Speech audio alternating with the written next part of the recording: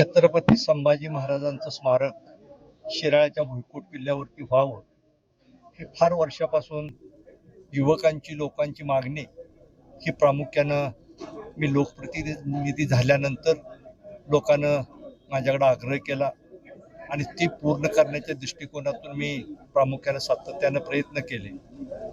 जागा थोडी उपलब्ध होत नव्हती, जागा उपलब्ध करून घेतली. या ठिकाणी वन खात्याची जमीन आहे, पोलीस खात्याची जमीन आहे, शासनाची महसूलची जमीन आहे, ती उपलब्ध करून घेतली आणि नंतर ह्या स्मारकाचा आराखडा आपण मुंबईला त्या ठिकाणी मंजुरीसाठी पाठवला. अजितदादांनी प्रामुख्याने यामध्ये जातीनं लक्ष घातलं आणि मी त्यांना पटवून दिलं की हे किती महत्त्वाचं आहे.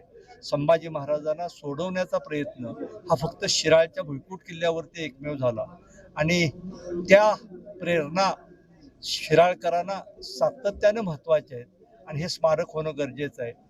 आणि त्यांनी लगेच त्याला होकार दिला आणि ह्या स्मारकासाठी त्यांनी निधीची उपलब्धता करून दिली.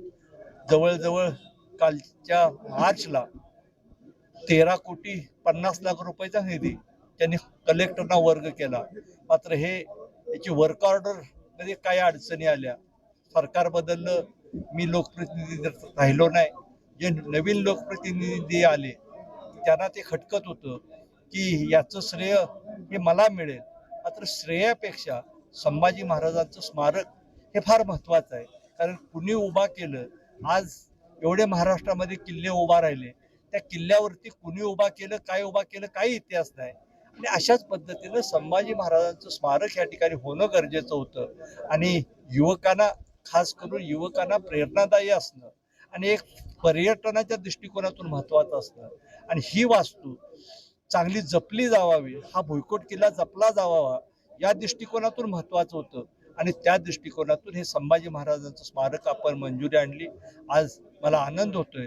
त्याचं भूमिपूजन सगळ्यांच्या साक्षीनं आपण केलं आणि येणाऱ्या 2 वर्षामध्ये ही ऐतिहासिक वास्तू या ठिकाणी उभा राहिलेली तुम्हा सगळ्यांना पाहायला मिळेल.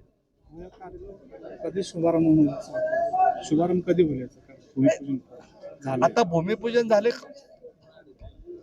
काम हे 8-10 दिवसात चालू होईल.